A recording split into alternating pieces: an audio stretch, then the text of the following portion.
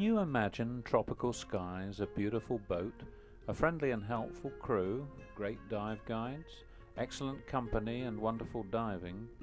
Infinity.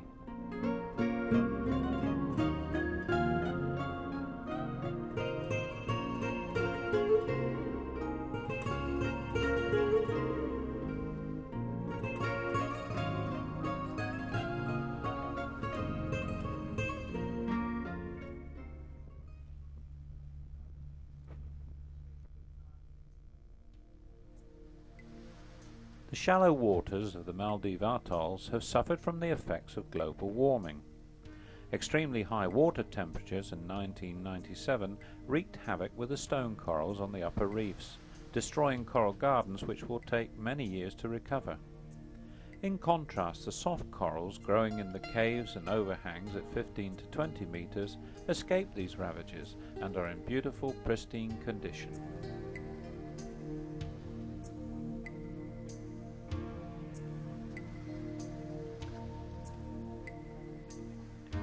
Nocturnal fishes, noticeable by their large eyes, find shelter during the day within the shadows of the caves and overhangs. These are typically basslettes, soldier fish, and the larger sable squirrel fishes. These large ones venture out into the open reef at night to feed on small crabs and other crustaceans.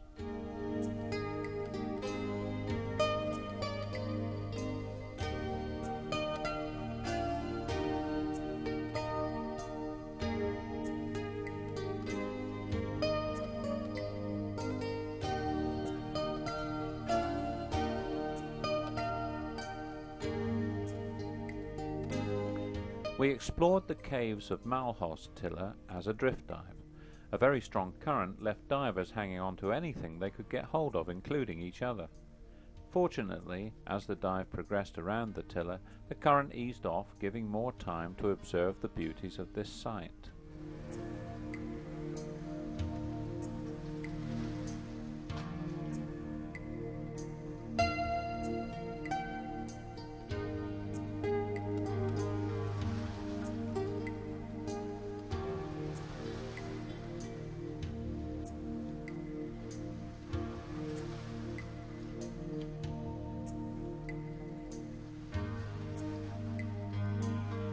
This is the wreck that lies close to Fesdu Island. It lies on a sandy incline close to a small tiller at 20 meters. It's the sunken remains of a 30-meter long fishing boat. The wreck is covered in soft coral and is home to many kinds of fish, and makes a very attractive diving venue.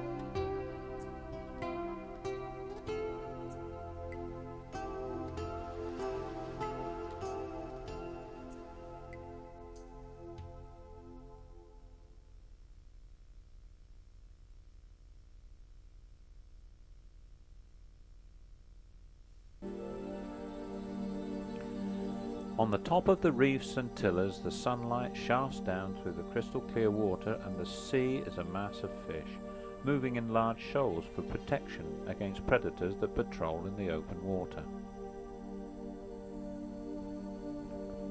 Clouds of big-eyed trevallies, blue-striped snappers and fusiliers drift across the reef top.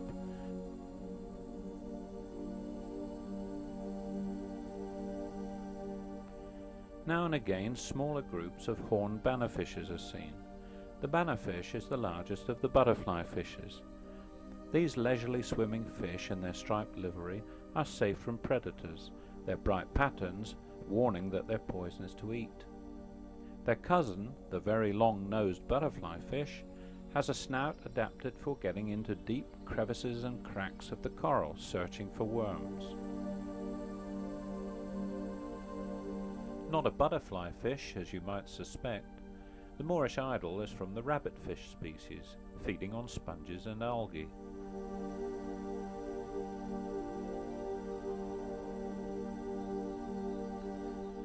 The Napoleon fish is the biggest member of the wrasses, which is one of the largest families of fishes in the tropics.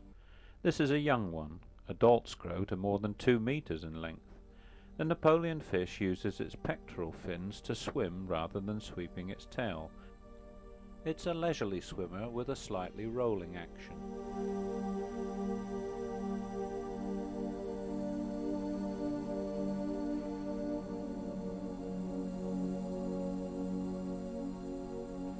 There's a wide variety of anemones, which are home to the clownfishes.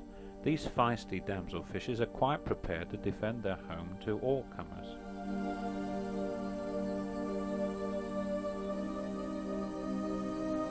A brush with an anemone can cause a nasty sting, which gives added protection to the fish, but the accommodation can become a bit tight when the anemone decides to shut up shop. The dive lamp comes in handy even on the sunlit reef top for peering into the darker regions of the coral. A blue-faced angelfish keeps its beautiful colouring hidden away from prying eyes. This angelfish shares its lair with a more formidable neighbour, a bearded scorpionfish. The spines on the dorsal fin are very poisonous and harmful. It always pays to look before grabbing hold of a rock. It may not be what it seems.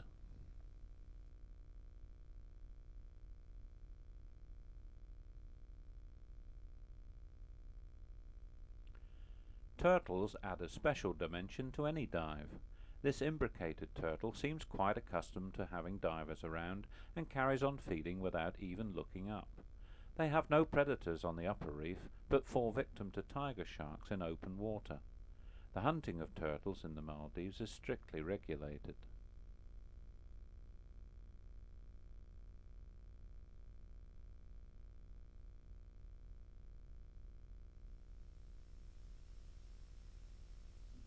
The dive over, and having completed a decompression stop at 5 meters, the group gathers around Marco, who releases the surface marker buoy as a signal to the Donny to pick us up.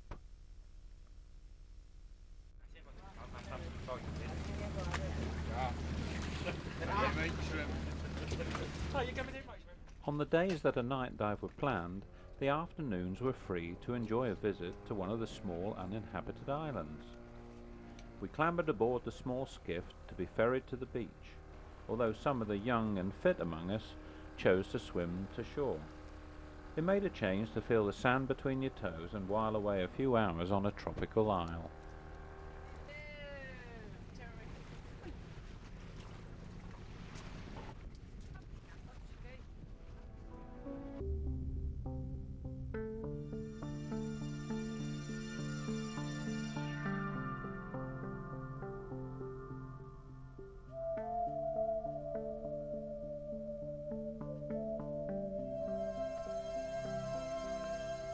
At night the reef becomes mysterious and takes on a different splendor. The soft corals vie with feather stars for the most brilliant displays.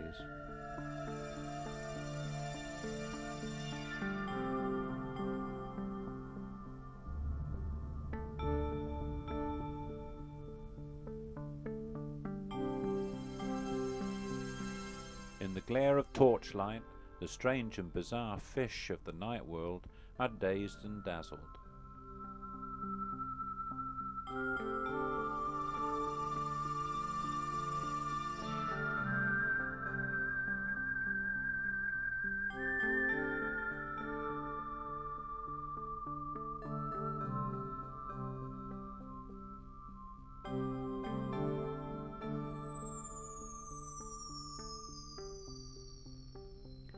Lionfishes are suddenly more active in the dark, especially when territory is being disputed.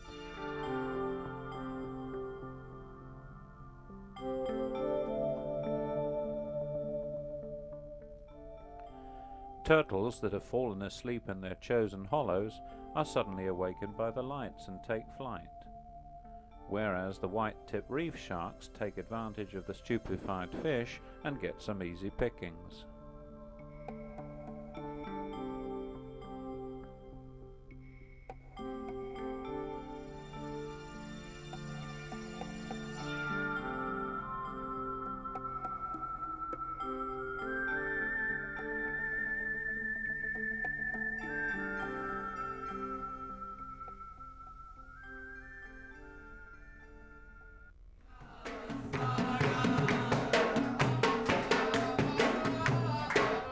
Following the thrills and wonders of a night dive, we were treated one evening to a drum, song and dance concert put on especially for us by the crew, and eventually everyone joined in.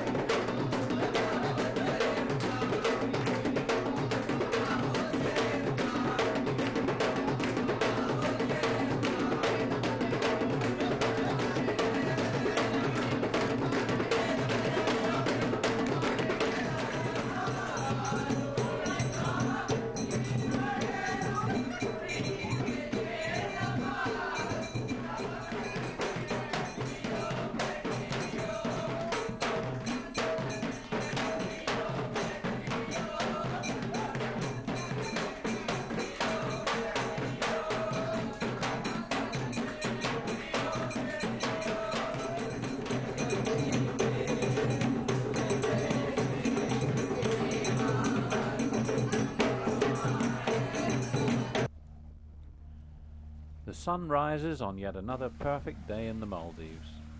We're awoken at 6 o'clock, and after a cup of coffee we're ready to board the Dhoni to take us out to the reef for the first dive of the day.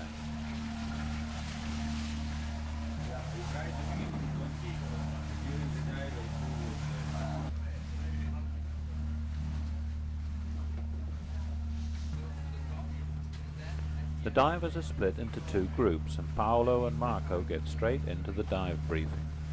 It's a quiet dive because there is only less current, and so we have no problem. Now we turn around to the theater. Very nice dive.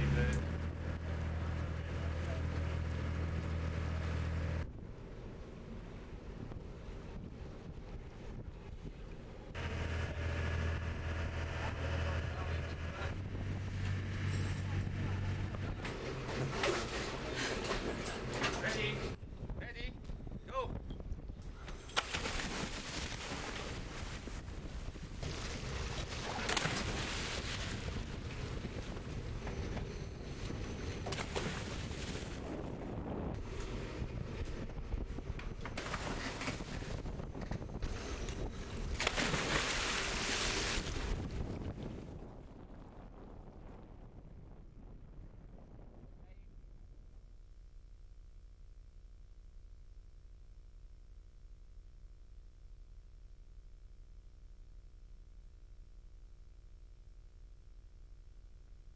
At depths of 15 to 20 meters, we encountered white-tip reef sharks on several dives. These could often be seen resting on the seabed, but mostly cruised lazily up and down the reef. They hunt at night, their sleek shape adapted to seeking out prey in the ravines and crevices of the reef.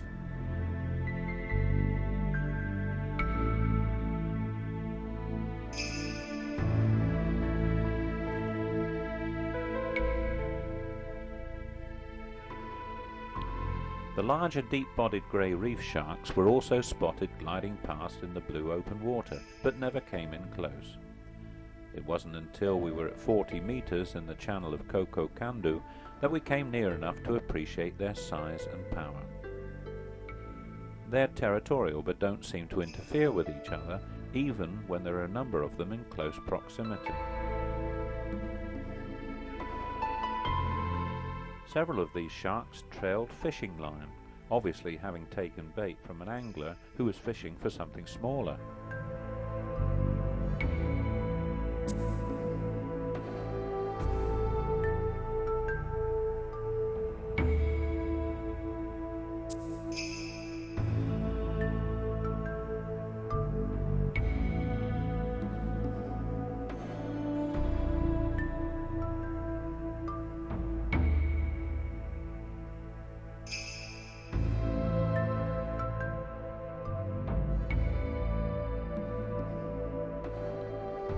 Solitary spotted eagle rays were also a regular feature on dives in remoter locations, but it was again at Koko Kandu that we were treated to the rare spectacle of squadrons of these graceful creatures flying in formation on the strong current between the atolls.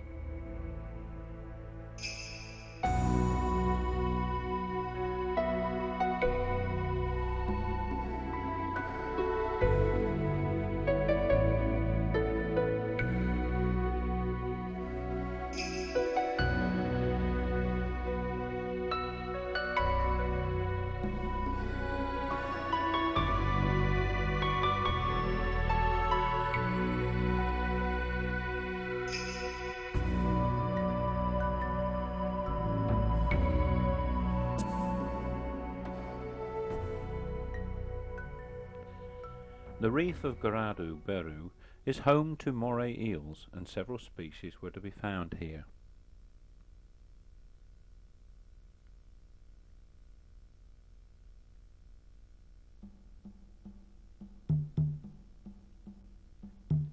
Giant morays stood out like living gargoyles from their holes, and we were surprised to see 2 eels occupying the same shelter.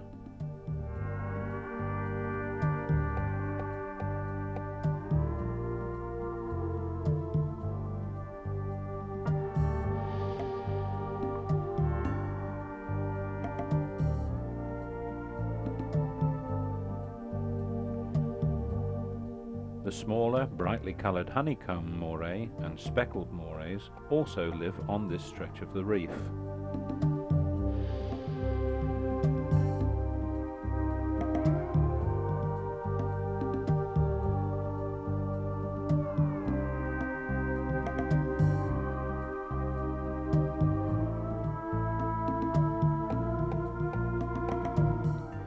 On a separate dive, we were to discover the much rarer white-mouthed moray.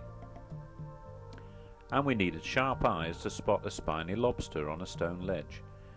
These were few and far between, and this was a beautiful specimen standing in quite an exposed position.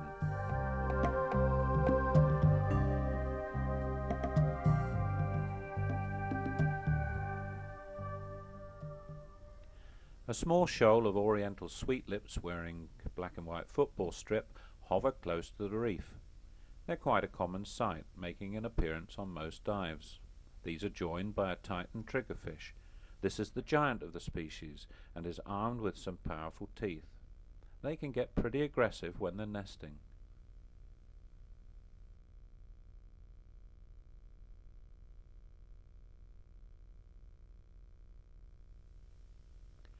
Three slender unicorn fishes have gathered at a cleaning station where small razor fishes are very attentive in biting off and removing parasites. You can even see them flinch.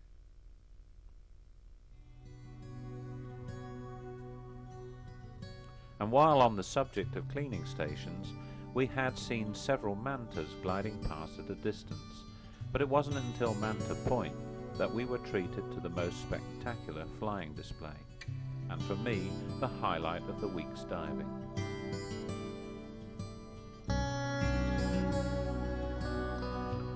This is a full-scale cleaning station, the stealth bomber circling again and again to allow a myriad of smaller fishes to spruce it up before it travels on its way.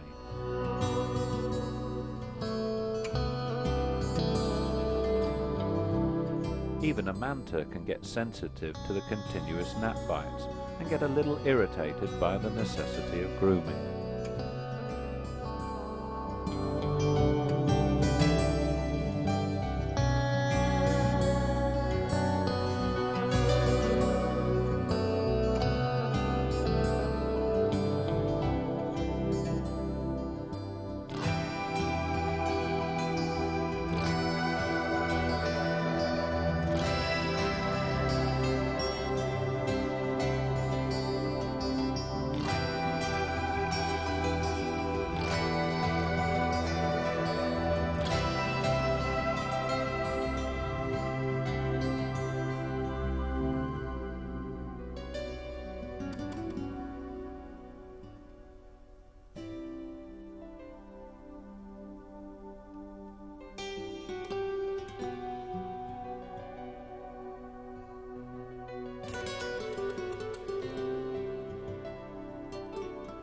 final fly past over the footlights, showing off the manta's sheer size and graceful lines to the admiring public, and it was time for us to return to the surface.